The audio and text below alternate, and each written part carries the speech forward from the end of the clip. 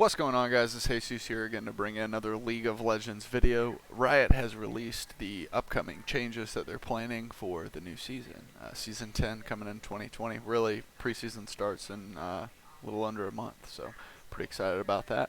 But I wanted to run over some of the changes that they're looking at because they're looking pretty exciting. Let's go ahead and get into it. So it looks like one of the main changes that they're looking at here is going to revolve around the dragons. So as most of you guys know already, there's elemental dragons within drakes within League of Legends and Summoner's Rift. There's the Infernal, the Ocean, the Cloud, and the Mountain. So basically what's going to happen is they'll spawn like normal, but the third drake will transform some part of the terrain within the map itself, depending on which drake is the third drake, and then that third drake will continue to spawn for the rest of the game, and that'll be the only type of drake that spawns.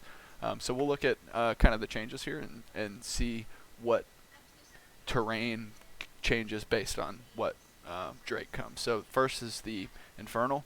So the Infernal is going to create this little path here, kind of breaks down the terrain around the buffs and burns away the brushes. So there's no the brushes go away, and the terrain splits open, so you don't have to walk all the way around. You can actually cut through now when that happens. So that's pretty cool. If it's going to be an ocean, the ocean will pop up some additional like brushes here where brushes aren't normally, or extend where they are. So you'll see there's one here in the dragon pit. Maybe this one looks a little bit thicker here. This one wraps further down this way. This one goes the entire width of that little alley. So more brushes, and it also said that it floods with pools of water, but I don't really see any water here in this particular picture. But it also shows some brush here on this side of the front part of the ocean. So that's neat. It'll definitely be cool to kind of see how that works. I'm sure like junglers that utilize brush well, like Rengar for example, would really appreciate a map that looks like this. So the Cloud Drake will transform the rift in this way. So I guess around the buffs there will be these like pockets of air in which champions can move more quickly. It looks like in the Drake pit as well, maybe possibly in the Baron pit, it doesn't say. But pretty cool. Definitely moving around the map is certainly beneficial in the later stages of the game, so that'd be an interesting type of map to play on. And then the Mountainous Rift is what they're calling it. So when the Mountain Dragon's the third dragon, it looks like you get more terrain than usual. So you get like this piece over here by the red buff that kind of splits this what is normally just like one opening into two different openings. It also adds a piece here, which I think I missed a part. Yeah, so actually in the Infernal, you'll notice that those like kind of little corner pieces here are not there at all. So that, small little change there, but something worth noting. So yeah, that's like the first piece of like big news that they've kind of announced about the new season. So unique little take. I guess we'll kind of see how that plays out. I'm relatively excited about it. The RNG kind of makes me feel a little weird, but specifically at lower levels, I really don't think it's going to make that much of a difference in terms of like gameplay. But it will make it kind of neat to see how effective all of this is and how it changes the game up. So they're also changing up some of the elemental buffs as well. So the Infernal still is going to give AD or AP depending on so both actually, which I think has always been the case, so that's not a change. The Ocean will still regenerate a piece of your missing health, but it looks like they've taken the mana away, or at least that's how this reads. So maybe not any more mana regen with the Ocean. Still the health regen though. The Cloud now will grant you cooldown reduction on your ultimate, which is, I think, insane and makes it super strong. Certainly on some champions more than others, but I'm guessing it's it doesn't say whether or not it's percentage based or just like a flat amount, but that would be interesting to know. If it's percentage based, it might not end up being that big of a deal, but it's still something though, you know, especially if you get a couple of those. That'll be pretty big. And so the mountain, instead of doing bonus damage to objectives, they've changed that to increase your armor and magic resistance, which I think makes a lot more sense, and I think it's a lot healthier for the game too. So pretty cool little changes there. I think personally, it makes the cloud super possibly OP, but definitely more interesting than it is in its current state with the movement speed. So yeah, there's that. Something else to note here. So now when if a team ever kills their 4th Drake, then instead of stacking up to 5 like you could possibly do, when you kill the 4th, the team gets a dragon soul, is what they're calling it, from the dominant dragon. So I'm guessing whichever one you have more of, you'll get a dragon soul for. That's what it sounds like. And dragon souls will stay with you through death and last through the remainder of the game. So these are what the dragon souls do based on which element it is. So the Infernal, every 3 seconds your next attack or damaging spell creates a small AoE explosion, dealing adaptive damage that scales with bonus attack damage, ability power, and bonus health. So that's pretty cool. The Ocean, dealing any damage, triggers strong health and resource regeneration for 3 seconds. Damage to minions provides less of that. So ideally on a champion, you're going to get pretty good regeneration. Minions would probably, or says that minions are going to be providing less of that. And then you have the Cloud, which hitting enemies with abilities or attacks lowers the cooldown on your base abilities, which is, it's kind of like the Spear of Shojin passive, which is interesting, especially considering what's coming later in like these notes. But that's an interesting take on it. And the Mountain, after not taking damage for 5 seconds, gain a shield that lasts until destroyed, and the shield's magnitude scales with your bonus attack damage, ability power, and bonus health. So you got the shield for the Mountain, cooldown reduction for the Cloud, regen for the Ocean, damage for the Infernal. Themes kind of staying the same, but like how to proc it kind of varies a little bit. But it's certainly a unique thing. That means after the 4th dragon, basically the 4th is what you're going for, and then after that it's just Elder.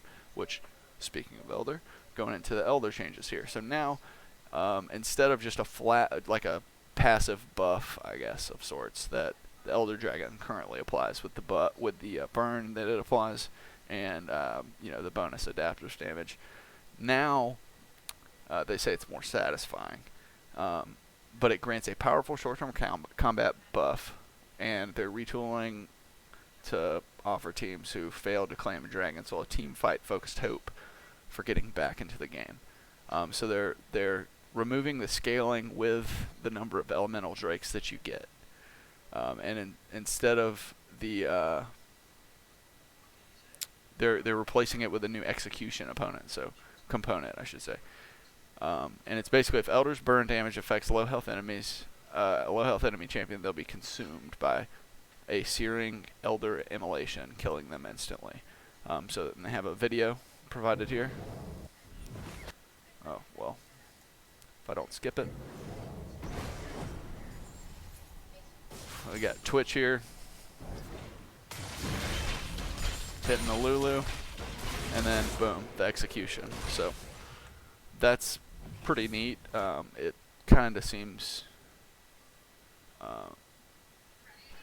it's certainly going to make team fights kind of crazy after an Elder take, so something to consider. It says that there's still, I guess, counterplay of sorts. It tells you, like it gives you a marker similar to like Urgot's Ultimate, where there's like a bar on there that shows you, when you can actually execute and kill them. And it'll give you something like that, so you can still Zonya's Hourglass it. You can, like Kendra's Ultimate, save abilities and spells are still going to work against it. and you'll have some sort of notification to where you can try to outplay it. But you know, if you become vulnerable again, obviously you could die. So another thing they've added, which I think this is cool, and I'm interested to see how it affects the two lanes. But on top and bottom lane now, they're adding an alcove. So there's like this little pathway that goes kind of deeper past each of the lanes. So this is top lane and bottom lane, respectively. Still 3 brushes. The brushes kind of look smaller and bigger gaps between them. Maybe that's just because there's not walls behind it, but that's just me. And obviously there's this path, which I assume will be in Fog of War. So, you know, you can probably pull off some cool little ganks in here, like if you have the wave pushed past halfway point, have your jungler do a brush gank, come in, sneak in, and get a sneaky little gank in. So that'll be pretty interesting. Excited for that. They're also looking at adding some brushes into the main entrances of the jungles, at least on blue side. Both of that's on like the blue buff side.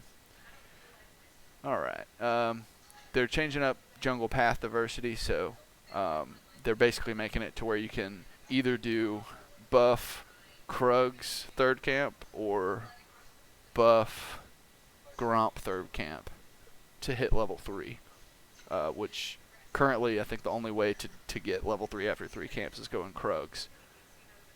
So you have to go Krug's currently, and this will allow you to start either side and still get, you know, level 3. You can come up with some interesting paths to you know, optimize your game.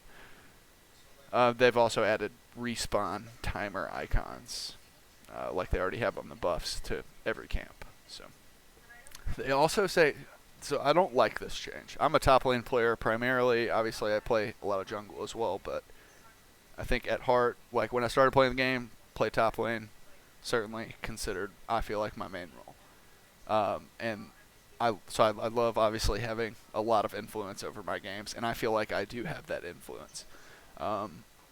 Here, though, it's saying that they don't feel like top lane has enough influence. So what they're doing is increasing base minion XP for solo laners so that they level a little bit faster, and also reducing XP for bot lane, for example, and jungle. So it means solo lanes are going to be even more powerful than they already are. Like I said, I don't, as a top lane player, okay, like, great. I guess I'm glad that I have the ability to influence the game more. That being said, I don't know if it's a good thing for the game. I feel like bot lane's relatively weak right now and could use a little bit of help down there. So they're also changing some support items. They're taking away coin entirely, and they're going to just basically 2 versions of each Spell Thieves and Targons. And along with that, supports no longer have to upgrade those items in the shop once you achieve the quest. Then it automatically upgrades. So yeah, here are the ways that they've described the new support items. So there's 2 Spell Thieves, one being AD, one being AP, and then 2 Targons, one being AD, one being AP. The difference between the two, one has high AD and high AP, and low HP being the Spell Thieves, and then Targons has the low AD, low AP with high HP. Obviously, Targons is typically seen more as a tank item. That being said, they're changing Targons to where ranged champions can actually proc Targons, and I know that ultimately led to the ADCs starting to take Targons, so they've put in a measure that basically measures your farm, and if you're farming too much, it will punish you, of sorts. Yeah. Penalty kicks in. Yeah, there's a penalty. Okay. So they're also changing up sort of lethality items. They're keeping Dustblade and Ghostblade, what they say is mostly the same. Edge of Night, they're changing up to be more like Banshee's Veil, and they're adding an item called Sanguine Blade, which is a new lethality item that enables split pushing. Its unique passive grants a huge attack speed buff when no allies are nearby. So that's pretty interesting. I'm thinking like Jace in the side lane, perfect item there for Jace. And it said they're also looking at some other potential items, so something to stay updated about, but just know that they're also working on some lethality items. So here's what I was talking about earlier. They are removing Spear of Shojin for, I think, obvious reasons. Yeah, that's pretty much it there.